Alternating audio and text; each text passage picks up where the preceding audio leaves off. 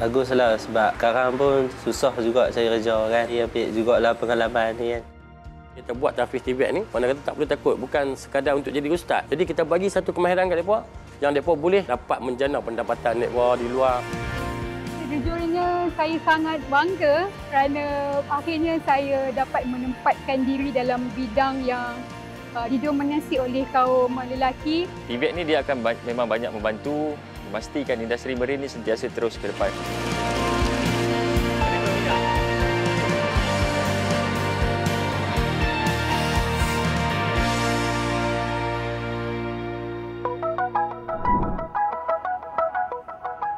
Sejak dibuka secara rasmi pada tahun 1998, lapangan terbang antarabangsa Kuala Lumpur KLIA menjadi antara hub penerbangan terpenting di rantau Asia Tenggara. Industri penerbangan membuka banyak peluang pekerjaan termasuk bidang berkemahiran tinggi seperti pengendalian pesawat. Tidak dinafikan, kepakaran juruterbang mengemudi pesawat berupaya memastikan pelepasan dan pendaratan dilakukan dengan selamat. Namun, mendapat green light daripada jurutera penyelenggaraan pesawat juga adalah perkara penting sebelum kapal terbang meninggalkan lapangan. Graduan Institut Teknologi Penerbangan MIAT Universiti Kuala Lumpur, Nur Syuhada Abdul Rijal sudah hampir selesai menjalankan tugasnya memeriksa pesawat kargo milik World Cargo Airlines ini. Tidak boleh bekerja seorang diri. Tugasan penyelenggaraan pesawat adalah tugas beramai-ramai. Jadi cooperation daripada semua pihak tu sangat penting. Semuanya saling bantu-membantu. Technician membantu engineer dan engineer juga perlu bantuan daripada technician. Jadi kami semua adalah satu tim dan selalu bekerja bagaikan sebuah keluarga. Pada saya bekerja dengan pesawat adalah sangat menyeronokkan. Sewaktu saya kerja, saya hanya dapat melihat kapal terbang take off dengan landing. Tetapi kini, saya sendiri dapat involve bekerja dengan pesawat sebenar. Dan Alhamdulillah, saya sangat bersyukur kerana diberi peluang ini. Menikmati pengalaman suasana bekerja di lapangan terbang bersama dengan rakan-rakan sekerja yang begitu supportif, Alhamdulillah. Pesawat perlu diselenggara mengikut spesifikasi ditetapkan sebelum pesawat berlepas. Tempoh masa pemeriksaan dan kerja-kerja penyelenggaraan keseluruhan pesawat adalah bergantung kepada jadual pergerakan pesawat tanpa mengira siang atau malam. Antara tugas-tugas dilakukan adalah pemeriksaan keseluruhan pesawat, servis komponen, troubleshooting dan baik pulih. Saya lebih gemar bekerja di waktu malam, 9 malam ke 9 pagi. Kerana pada waktu itu cuaca lebih sejuk dan lebih selesalah untuk pergerakan kita dan menjalankan tugasan-tugasan kita di kapal terbang.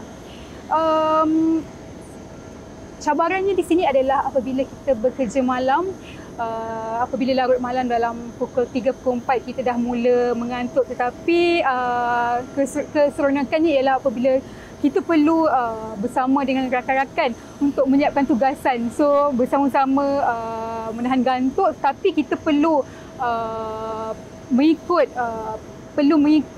standard yang ditetapkan. Dalam bidang aviation, we can see that there is no room for error. Jadi semua task perlu, every task must be perfectly done. Kita berhujan pun kita masih bekerja. Kita tidak mahu kapal delay, jadi kita akan redah jugalah hujan. Selagi tak ada kilat, kita akan tetap bekerja. Saya rasa itu adalah pengalaman manislah. Kita bersama rakan-rakan sekerja, berpanas, berhujan, sama-sama berkuyup bersama-sama di sekitar di kawasan airport. Selalunya apabila kita busy, kita dah tidak hirau dah keadaan kita yang berpeluh ke, dah berkuyup-kuyup ke. Janji kita nak kapal terbang tu semua task siap, apa dapat dipart dengan selamat. Kami dah lebih daripada seronok dah. Itu dah cukup dah untuk kami.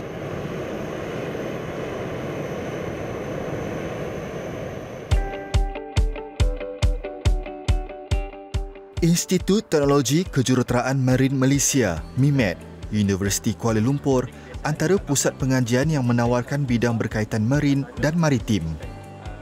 Wan Ahmad Safwan Zakaria sudah memasuki tahun ketiga dilantik sebagai tenaga pengajar di sini. Sebelum ini, tugas Safwan adalah di lautan, memastikan keadaan kapal, terutama enjin, berfungsi dengan baik. Enjin, umpama jantung kepada kapal yang sedang berlayar, tidak boleh gagal berfungsi. Kini, pengalamannya itu disalurkan kepada pelajarnya yang berminat mencuburi bidang yang sama. Enjin biasanya sama saja, dia menggunakan enjin 2-stroke dan 4-stroke. Pada permulaan semester memang agak sukar untuk saya berkongsilah dan membantu mereka. Tapi bila kita dah masuk minggu ketiga, minggu keempat, bila kita dah bawa student ini pergi ke workshop, melihat barang-barang secara fizikal, dia dapat membantu untuk student tersebut faham dengan lebih jelas. Itu antara kelebihan yang kita ada dekat UniKL MIMEK ni, di mana kita ada equipment yang lengkap untuk kita bantu pelajar. Antara fasiliti lain adalah bilik simulator enjin. Menerusi simulator, para pelajar dapat mengenal pasti permasalahan berkaitan enjin kapal secara maya sebelum beralih ke workshop. Haifa Fatira Wafa Nur Halimi, antara pelajar di sini. Okey, kalau dalam simulator ni, kita boleh dapat tengok macam control panel ataupun macam kita terhad lah kalau kita nak pergi tengok kapal sendiri. Macam mana kita nak tengok bridge tu, macam mana control panel ataupun bilik-bilik yang tertentu, bilik enjin semua terhad lah untuk kita pergi keluar ke dalam kapal sendiri. So, kegunaan simulator room ni, kita boleh akses dalam ni, student boleh akses, boleh tengok and kita boleh adjust sendiri how to open the valve. Bila kita open valve, macam mana dia punya dia punya pressure naik semua. Also, bila kita dah belajar kat sini, bila kita nak operate sendiri dekat sana, kita tak ada lakukan kesilapan lah, which is tak ada kerosakan yang berlaku. Kita prevent daripada benda tu. Tu bagusnya lah ada simulator room and juga workshop. Kita sangat perlukan tenaga-tenaga pakar, especially yang keluar daripada universiti, untuk menjadi teras dalam bidang marine. So TVET ni dia akan memang banyak membantu memastikan industri marine ni sentiasa terus ke depan dengan inovasi dan teknologi-teknologi yang kita akan explore lah. Pada pendapat saya sekarang, untuk marine engineer sendiri memang kita kekurangan jurutera marine di atas kapal. So demand tu memang ada, jadi memang Malaysia sekarang sangat perlukan jurutera marine. Dulu waktu saya baru mula dalam industri, peluang tu kurang disebabkan tak ada satu badan yang mengawal. Kebanyakan syarikat-syarikat kapal, dia orang mengambil kelasi-kelasi ataupun jurutera marine daripada luar negara untuk mengisi kekosongan yang ada di kapal-kapal Malaysia ni. Tapi sekarang dengan bantuan daripada pihak yang berkaitan, dia telah menghadkan kru-kru daripada luar negara untuk mengisi kekosongan. Jadi kekosongan ni perlu diisi oleh orang Malaysia, dan ini adalah satu peluang untuk anak-anak muda untuk mengisi kekosongan yang ada di atas kapal lah, sebagai jurutera marine dan sebagai mekanik yang ada di atas kapal. Selaras dengan teknologi yang dinamik, pihak industri juga memerlukan tenaga kerja yang berkualiti. Maka, kurikulum berasaskan pendidikan dan latihan teknikal dan vocational atau singkatannya TVET mampu melonjakkan jumlah tenaga mahir dalam bidang-bidang berkenaan. Menerusi Kementerian Kemajuan Desa dan Wilayah KKDW, pembabituan golongan belia luar bandar dalam bidang TVET dapat dipertingkatkan melalui program-program kendalian institusi TVET at KKDW, sekaligus membantu maju Malaysia menjadi negara berkemahiran tinggi menjelang 2030. Ditubuhkan pada tahun 2002, Universiti Kuala Lumpur antara institusi TVET at KKDW yang memainkan peranan dalam melahirkan graduan berkemahiran tinggi, terutama dalam bidang teknologi penerbangan dan marin. TVET merupakan satu bidang baru yang merupakan fokus negara dalam membina kumpulan tenaga kerja di kalangan rakyat, di mana TVET merupakan di mana pelajar-pelajar diberikan penekanan dalam bidang yang berkaitan dengan teknikal dan vocational. Ya, sebagai sebuah negara yang sedang berkembang maju, kita memerlukan ramai pakar-pakar dalam bidang-bidang terutama yang berkaitan dengan industri dan sebagainya. Jadi melalui TVET yang kita perkasakan, kita akan melahirkan ramai tenaga kerja yang berkemampuan, berwibawa untuk membawa negara ke tahap yang lebih tinggi. Di mana graduan-graduan TVET akan merupakan tulang belakang kepada kemajuan negara, terutamanya yang berkaitan dengan industri yang memerlukan kemahiran, kepakaran dan sebagainya. Kolaborasi antara institusi dan syarikat industri menerusi konsep Teaching Factory dapat memberi gambaran awal kepada pelajar tentang bidang yang diceburi. Kerjasama ini memberi manfaat kepada kedua-dua pihak, win-win situation. Pengalaman yang dikumpul ketika amali memudahkan graduan menyesuaikan diri ketika sudah mempunyai kerjaya sendiri. Teaching Factory yang kita sedang laksanakan di MIAT di UniKL ni, di mana para pelajar akan didedahkan secara langsung dengan industri dan mereka berpeluang untuk menimba pengajian dalam kemahiran dalam keadaan yang amat baik, dan mungkin kita tak dapat kalau kita belajar di kelas, di bilik darjah sebagainya kan. Tapi bila kita duduk sini di bawah program Teaching Factory ni, kita akan dapat belajar secara terus dengan pihak industri yang memang terlibat lama dalam bidang ini. Dan di sini kita boleh lihat bukti nyata bahawa MIAT telah dapat melahirkan ramai pakar-pakar dalam bidang penyelenggaraan pembaikan helikopter dan sebagainya. Dan kita juga telah membuktikan bahawa keboleh pasaran pelajar-pelajar yang dilahirkan oleh UniKL telah mencapai lebih daripada 98% dari segi keboleh pasaran. Dan trend tersebut makin meningkat dan kita juga berharap bahawa trend ini akan terus meningkat, di mana lebih ramai para pelajar, lebih ramai rakyat kita terlibat dalam bidang.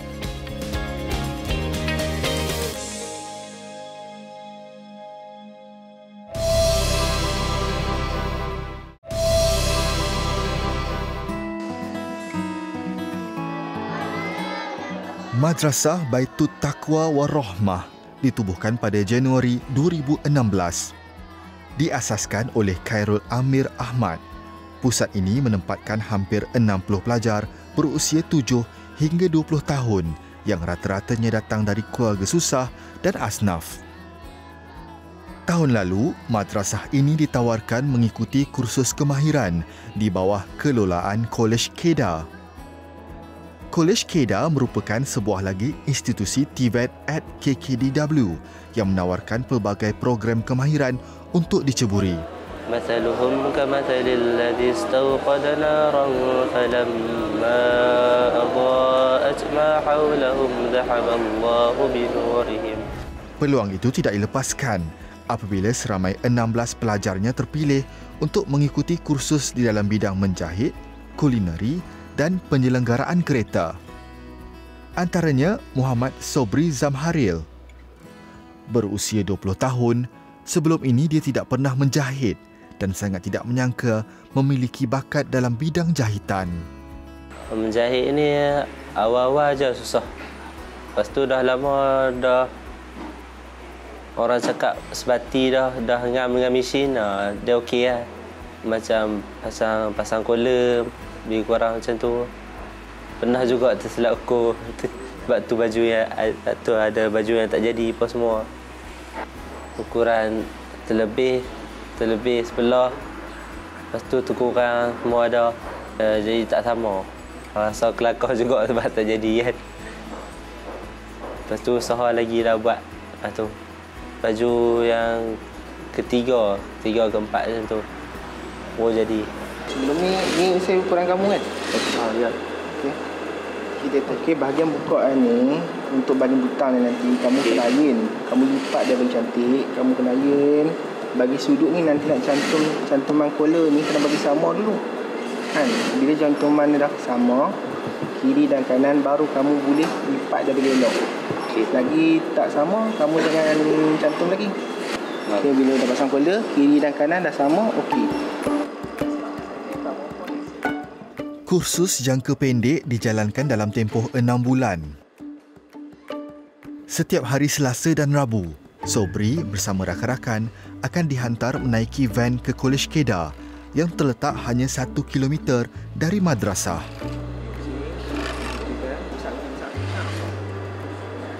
Baguslah sebab sekarang pun susah juga cari kerja kan. Tapi ambil jugalah pengalaman ni kan. Belajar awal tu memang tak seronok apa semua. Lepas tu dah cikgu ajar, cikgu pun baik apa semua. Dia jadi berminat pula nak ni projek apa. InsyaAllah kalau ada lagi lepas ni saya ingat nak sambung lagi lah. Kat mana-mana untuk level lagi tinggi.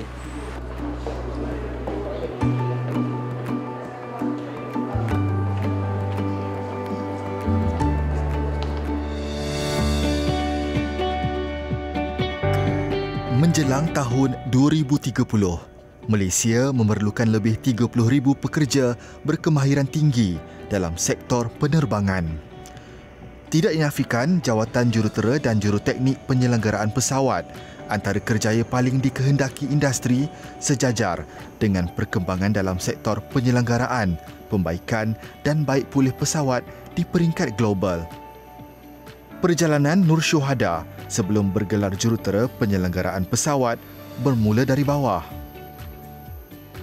Sebaik tamat pengajian di Institut Teknologi Penerbangan Malaysia, MIAT, anak sulung dari 3 beradik ini terus fokus menyambung pengajian ke dalam bidang mekanikal pesawat.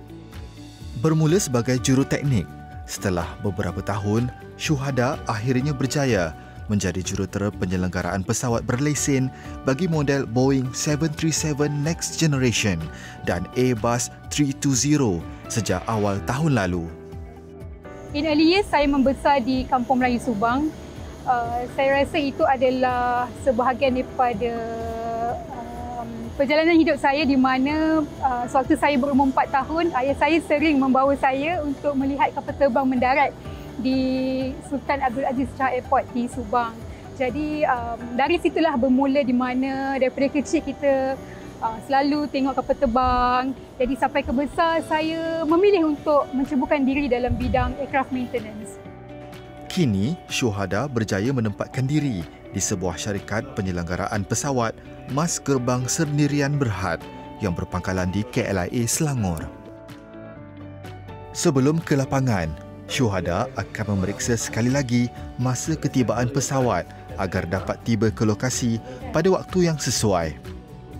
Kebiasaannya, Syuhada dan pasukan akan bergerak 15 minit lebih awal dan perlu melalui pintu pemeriksaan keselamatan. Hanya kaki tangan dan kenderaan yang berdaftar sahaja dibenarkan berada di kawasan landasan.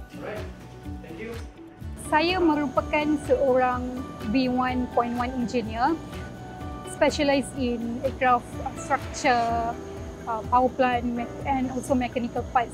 Tidak dinafikan sewaktu saya mula-mula menjadi licensed aircraft engineer, timbul perasaan yang agak takut kerana tugasan menjadi seorang licensed aircraft engineer merupakan satu tanggungjawab yang besar. Saya perlu memeriksa kapal terbang daripada nose ke tail. Semua sistem structure, kulit structure kapal, parts everything adalah di bawah tanggungjawab saya. Keselamatan kapal terbang adalah di bawah tanggungjawab saya. Seperti kenderaan lain, contohnya kereta atau motor, jika berlaku kerosakan, kita boleh parking di tepi jalan, tetapi tidak untuk pesawat. Kita tak boleh parking kereta, there is no parking in the sky, on the cloud. So, semua tegasan perlu dijalankan dengan baik, selamat untuk kapal dan juga selamat untuk kru kami yang bekerja.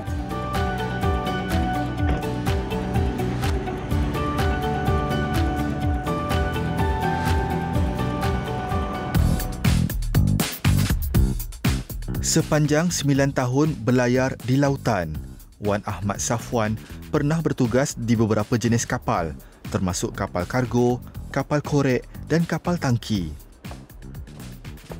Meski bertugas di kapal yang berbeza, asasnya tetap sama. Ilmu dan pengalaman banyak membantu dirinya menyelesaikan permasalahan. Baginya, kemahiran perlu diasah. Jika dibiarkan tidak terusik, hanya akan berada di takuk yang sama. Meski sudah beberapa tahun meninggalkan lautan, namun pengalaman semasa bertugas di Lautan Biru memberi 1000 makna.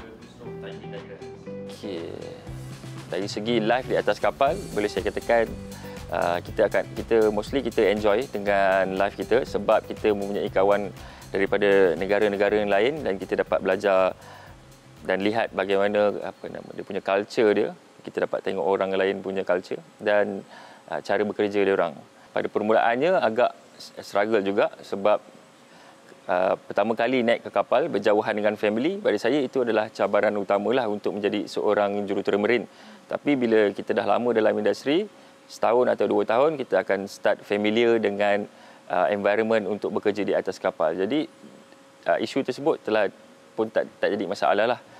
Dan cabaran dari segi sebagai jurutera marine di atas kapal, mungkin setiap equipment ataupun mesin kita mempunyai masalah-masalah yang berbeza. Dan di atas kapal pun kita mempunyai jurutera marine yang lain yang akan membantu dan menasihati kita jika ada masalah lah. Pada 2018, Safwan dinobatkan sebagai graduan pertama alumni Institut Teknologi Kejuruteraan Marine Malaysia, MIMET, Universiti Kuala Lumpur yang berjaya memperoleh kelayakan pangkat Ketua Jurutera daripada Jabatan Laut Malaysia. Ia melayakkan lelaki 34 tahun ini mengendalikan enjin melebihi saiz 3,000 kW ke atas. Walaupun hanya memegang jawatan Ketua Jurutera dalam tempoh singkat, Safwan tidak pernah menyesal. Yang pasti, kini Safwan mengambil langkah membimbing generasi baharu memastikan lebih ramai pelapis berkemahiran tinggi di dalam sektor marin. Dari segi gaji, seperti kita tahu memang kalau kerja dekat laut memang agak tinggilah dia punya gaji. Dan macam sekarang saya bekerja di darat, terdapat penurunan hampir 50% daripada gaji saya yang ada di laut lah.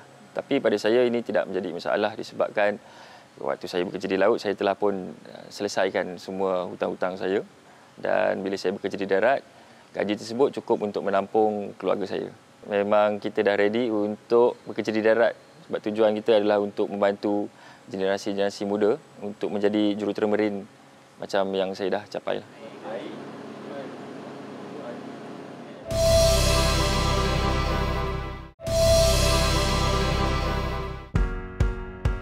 Madrasah Baitul Taqwa Warahmah antara pusat tahfiz siri pertama dalam program tahfiz TVET at College Kedah.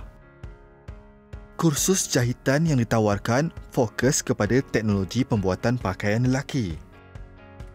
Dalam tempoh 6 bulan, para peserta kursus berjaya menghasilkan jubah, baju Melayu, t-shirt dan kemeja. Menerusi jahitan, seseorang mampu menjana pendapatan sehingga ratusan ringgit sehari, bergantung kepada rekaan yang dihasilkan. 6 bulan selepas tamat kursus, beberapa buah mesin jahit telah dapat disediakan di madrasah. Fasiliti di bilik ini meskipun belum lengkap, tetapi sudah cukup untuk para pelajar meningkatkan kemahiran mereka. Bahkan, Kolej Kedah turut sama-sama memantau peningkatan pelajar-pelajar ini dari masa ke masa. Macam mana Sobri? Okey? Okey. Sampai kat mana dah buat kerja? Sampai kat mana? Semua bawah ni saja hari. Mula bawah ni lah. Ya. Saya nampak dari segi jahitan dah okey ni. Dan dari segi jahitan ni memang cukup cantik lah ni. Kan kalau kita tengok daripada ni dah kemas dah, dari segi penggunaan mesin ni pun dah okey dah. Di Kuala ni memang cantik lah. Memang dia ada kualiti lah. Tapi kena banyak mahirkan diri lagi. Alhamdulillah. Jadi kita kena sikap yang kita bawa ni, kita tidak menekan pelajar tentang keinginan. Kita tak menyekat keinginan mereka untuk hidup di dunia luar. Jadi bila kita ubah konsep daripada tahfiz yang sepenuhnya, kita ubah sikit konsep untuk mereka berkemahiran, apa yang dibawa dan tunjukkan mereka lebih ceria, mereka lebih terbuka, mereka lebih mengetahui tentang kehidupan di luar. Jadi makna kata mereka lepas ni, mereka tak perlu takut bahawa di tahfiz juga, jika kita buat tahfiz TVET ni, makna kata tak perlu takut, bukan sekadar untuk jadi ustaz. Yang mampu jadi ustaz pun jadi ustaz, yang tak mampu jadi ustaz, apa dia pun nak buat? Adakah dengan biar mereka duduk macam tu? Jadi kita bagi satu kemahiran kat mereka, yang mereka boleh akan dapat menjana pendapatan mereka di luar. Mereka boleh bawa diri mereka di luar. Bukan sekadar sebagai seorang budak pondok atau budak tahfiz yang hanya tahu bab mengaji itu saja. Jadi sekarang ni saya buat pun dapat CJ pun semua pakaian untuk lelaki macam jubah, t-shirt, kurta, baju Melayu, kemeja. Lepas ni kalau dapat lagi peluang buat untuk fashion untuk baju wanita pula, saya harap dapat masuk macam tu lah. Lagi banyak kemahiran dan pengalaman yang buat kat luar tu, saya harap lepas ni kalau dapat kuasai kemahiran membuat pakaian lelaki dengan wanita, saya harap saya nak peluas lagi macam buka kedai ke apa semua ke, untuk tolong orang masyarakat apa semua macam tu. Macam baju ni baju Melayu moden. Baju ni ini baju yang pertama kali siap selepas 3 kali percubaan. Jadi baju ni dia punya collar dia bukan macam baju Melayu yang biasa. Dia baju collar bertemu. Kalau baju Melayu yang biasa ni collar dia selisih. Yang ni pula baju jubah belah, jubah imam yang baru siap tadi. Alhamdulillah selepas 4 hari buat siap juga baju ni. Baju ni penggunaan untuk rasmi pondok. Assalamualaikum Mas Bri. Waalaikumsalam. Tolong jahit selak kami tak boleh? Selak apa? Boleh koyak kan? Kemahiran menjahit turut digunakan untuk membantu warga madrasah, terutama adik-adik kecil yang masih belum mahir pengurusan kendiri.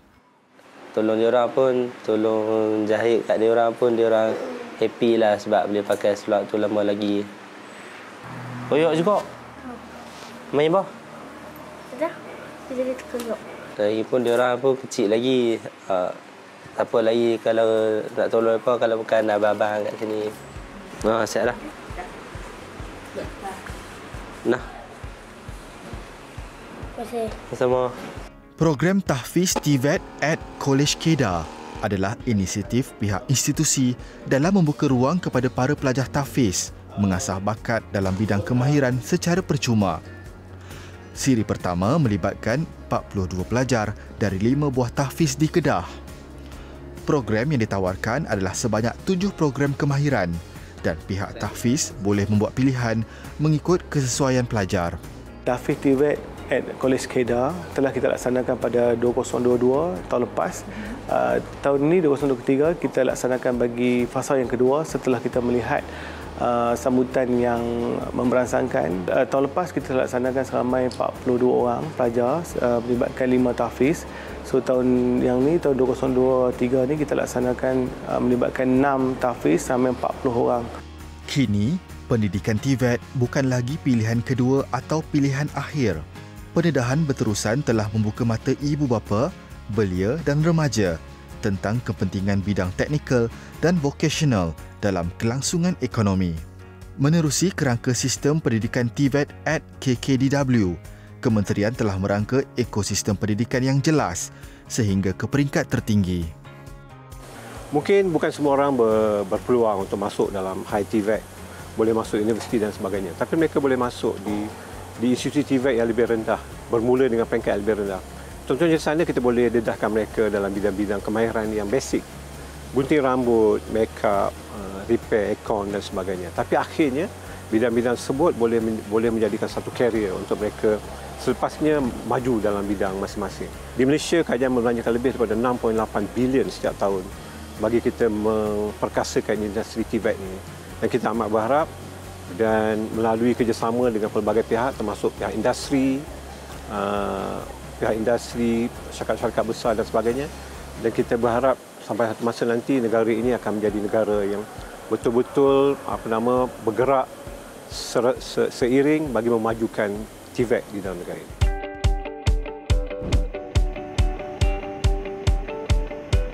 Wanita juga tidak terkecuali dalam memperkasa bidang kemahiran, tidak kira dalam apa jua sektor. Kejayaan lepasan institusi TVET seperti Safwan, Syuhada dan Sobri membuktikan TVET relevan dan mampu bersaing di peringkat global. tidak dinafikan stereotip yang menyatakan bidang ini merupakan man-conquered world, didominasi oleh kaum Adam. Tetapi saya di sini telah membuktikan bahawa wanita itu mampu menggalas tanggungjawab dan mendepani cabaran dalam rutin harian bekerja di dalam bidang penyelenggaraan pesawat. Sejujurnya saya sangat bangga kerana akhirnya saya dapat menempatkan diri dalam bidang yang didominasi oleh kaum lelaki, dapat survive dalam bidang ini, dan saya berharap saya akan terus maju pada masa akan datang.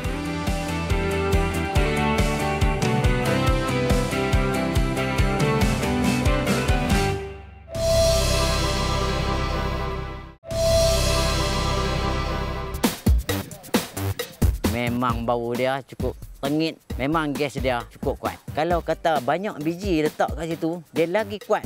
Kita pun tak boleh nak duduk situ.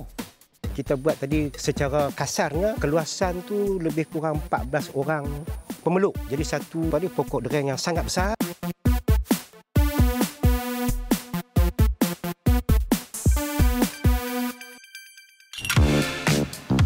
Durian dinobat dan diakui raja buah yang semakin mendapat tempat di pasaran global. Mencatat permintaan tinggi yang semakin meningkat, durian mula ditanam dan diimport secara besar-besaran, diterajui Indonesia, Thailand, manakala Malaysia di tempat ketiga. Ketika durian klon seperti Musang King atau Blackthorn diburu penggemarnya, di Mukim Kurung Hitam, Kuala Nerang, Kedah, buah dari sebatang pohon durian hutan yang terletak di hujung kampung Paya Terap sentiasa dinanti-nanti. Setinggi lebih 50 meter, ukur lilit menyamai pemeluk 14 orang. Kehadirannya bagai legenda hutan hujan tropika. Ia ditemui seorang penduduk, Cik Mi Abdullah, ketika dia memugar kawasan hutan sekitar 50 tahun lalu. Masa saya mugar pokok pohon ni dah, saya duduk fikir, sayang juga lah. Mamai berkata pokok layan tu, dengan buang lah. Tahu dia lah. 7 tahun. Waktu pegang tu tahun bila tu? 73. Diberi julukan Jawi Pekan, data terkini Jabatan Perhutanan mencatatkan ukur lilit pokok durian tunggal ini ialah 823 cm bersamaan 8.23 meter. Tahun 73 tu adalah kawan saya ni nama Cik Mi. Dia beritahu dia ada pugak tanah di atas tu. Kemudian dia kata ada pokok durian besar di sana. Saya pun pergi tengok. Memang besar. Saya pun ada tak teringat duk sembang-sembang dengan pak menekan saya ni. Datuk dia ni pun ada beritahu kata ada pokok durian di sana. Besar macam tu juga. Menurut penduduk kampung, berdasarkan kehadiran mereka sebagai generasi keempat yang mewarisi pokok ini, ia dianggarkan telah berusia 300 tahun. Dan bagi memastikan pohon Jawi Pekan ini terus sihat dan mengeluarkan buah, Cik Mi sentiasa memastikan kawasan persekitaran di keliling pokok serta pangkalnya bersih. Buat apa ni? Ini buang bersama nanai cara balik ni. Dia ada kulit tak? Dia raput. Dia buang kulit ni. Dan ada kodok ni tak? Nak kena buang nanah tak cepat tak? Tak mampu pokok. Tumpahan keringat Cik Mi menjaga Jawi Pekan utuh agar ia boleh terus berbuah. Pernah satu ketika, Jawi Pekan dikatakan berhasil mengeluarkan hampir 5,000 biji buah durian yang mempunyai rasa yang tersendiri. Aroma buah Jawi Pekan juga boleh dihidu pada jarak yang agak jauh. Menariknya, tidak seperti durian lain, bunga Jawi Pekan berwarna merah jambu. Satu hari saya pergi lah ke pokok durian besar ni sebab saya nak ambil buah durian tu. Memang bau dia tengit semua cukup. Memang gas dia cukup kuat. Sepanjang 30 tahun yang abang duk makan lah, keistimewaan dia buah Jawi Pekan ni, dahan ni akan rasa lain. Dahan sebelah ni akan rasa lain. Rasa pahit, manis, tengit, semua ada. Populariti Jawi Pekan turut menarik minat penduduk termasuk Abdul Hamid dan rakan-rakan.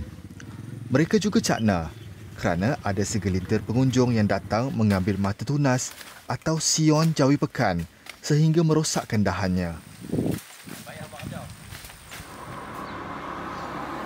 Ketika Cik Mi dan rakan berusaha keras memastikan Jawi Pekan terus berdiri, di Lengging, Negeri Sembilan, seorang pengusaha ladang durian, Datuk Muhammad Zain Ma'ruf, mempunyai cara tersendiri untuk memastikan baka durian hutan tidak pupus, kesan daripada kehadiran klon baru yang kini banyak di pasaran.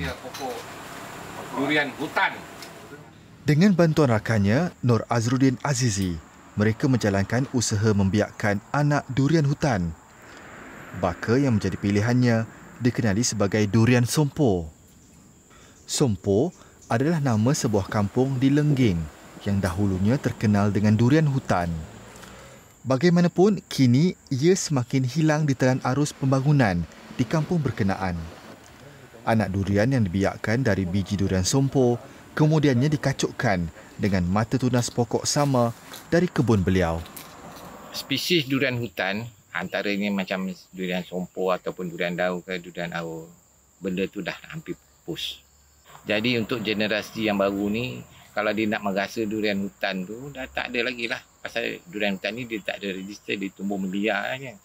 Jadi atas inisiatif tu, saya tanam durian hutan dan kahwinkan dengan durian hutan juga untuk generasi akan datang lah. Selain itu, anak pokok durian sompo juga turut dijadikan pokok penanti untuk dikacukkan dengan klon durian popular masa kini. Yang terbaik ni sebab biji durian tu mempunyai apa orang katakan satu antibody yang kuat lah, dia tahan lasak. Jadi kalau siapa yang nak tanam durian, biji durian hutan adalah yang terbaik lah untuk dijadikan penanti untuk buat tanaman durian. Sebab bila dia dah besar, dia boleh kahwinkan dengan pokok klon-klon lain lah kan. Tanam, tuai, lepas tu tinggal je lah. Dia boleh hidup dengan sendirinya. Itu satu keistimewaannya durian hutan lah. Dia boleh hidup sendiri. Dan tak ada penyakit batang ke, penyakit kanker ke. Ulat pun tak suka dekat batang. Jaga dia senang. Kalau pokok klon-klon ni, dia nak jaga dia payah sikit pasal apa. Batang dia tu ganjing kena penyakit. Anak durian hutan yang dihasilkan itu turut dijual kepada mereka yang berminat. Selebihnya akan ditanam di beberapa kebun miliknya. Di belakang rumah saya ni antaranya ada tanaman durian lah. Tanaman durian pokok-pokok rare seperti macam durian hutan. Yang lama-lama durian dilima, durian bola, durian susu, tembaga lengging. Dia semua kira lama-lama lah. Yang baru tanam pun ada ni. Ni durian hutan yang baru tanam. Yang baru kahwin pun ada yang tu. Menariknya, kadar pertumbuhan dan penghasilan buah oleh pokok durian yang dibiakkan adalah lebih singkat. Kalau biasanya durian hutan ni nak tunggu lama berbelas tahun baru dapat merasa. Yang ini bila kita dah kahwinkan dengan durian hutan, maknanya cepatlah. Cepat berbuah. Dan cepatlah dapat kita merasa durian hutan. Bagi mendapatkan baka yang terbaik, setiap kali tibanya musim durian, beliau akan ke kebun milik rakannya, Zahari, bagi membeli buah yang gugur. Di kebun ini, wujud sebatang pohon durian sompo yang telah berusia lebih 100 tahun, namun masih subur dan mampu mengeluarkan hasil. Macam ada rezeki hari ini? Tu yang ada. 2 biji saja. 2 biji. 2 biji. Jadilah kan. Pokok ni lah. Pokok ni. Pokok lain ada juga. Rezeki kan. InsyaAllah nanti jatuh lagi banyak lah tu. Kawan-kawan nak cari durian hutan ni payah sikit. Jadi kalau ada tu, ada lagi, saya nak lagi lah.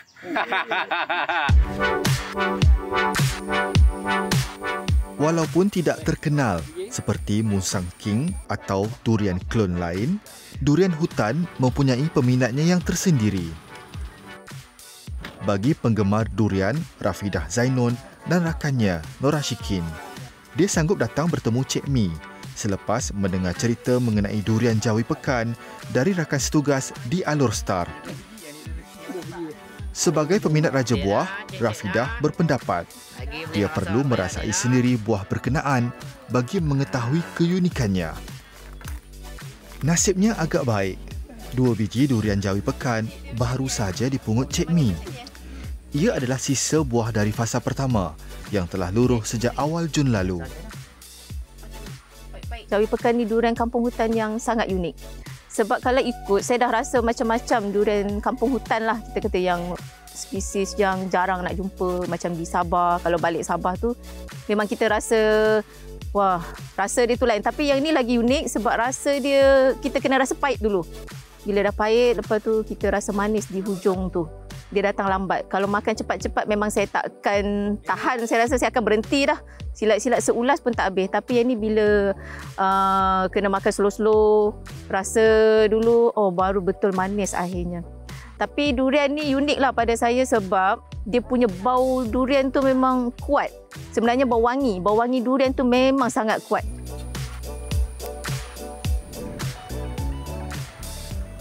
Menjedari potensi yang boleh diwujudkan, kesan daripada kehadiran Jawi Pekan ini, pejabat daerah Padang Terap dengan beberapa agensi dan jabatan kerajaan mengadakan lawatan kerja ke lokasi berkenaan.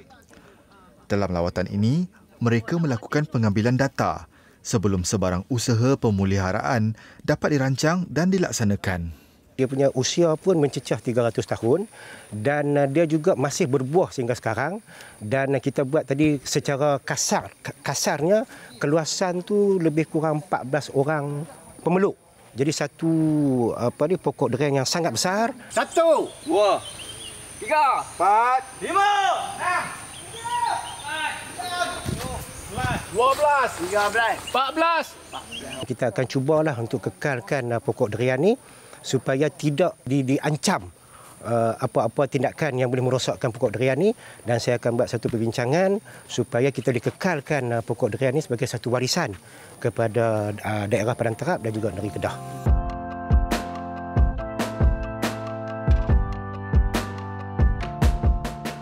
Dengan nilai pasaran durian global yang mencapai 20 juta dolar Amerika atau 91 juta ringgit Malaysia pada 2021, durian akan terus mendapat permintaan tinggi. Yang pasti, usaha yang dilakukan penduduk untuk mengekalkan kelestarian produk asal tidak boleh sekadar dipandang sebagai hobi semata. Pendedahan kepada trend dan potensi pasaran harus sampai kepada mereka dan pekebun kecil durian di seluruh negara. Jangan sampai sekali lagi kita berputih mata sekiranya baka asal durian tempatan ini dicuri dan didaftarkan sebagai durian asli milik negara lain.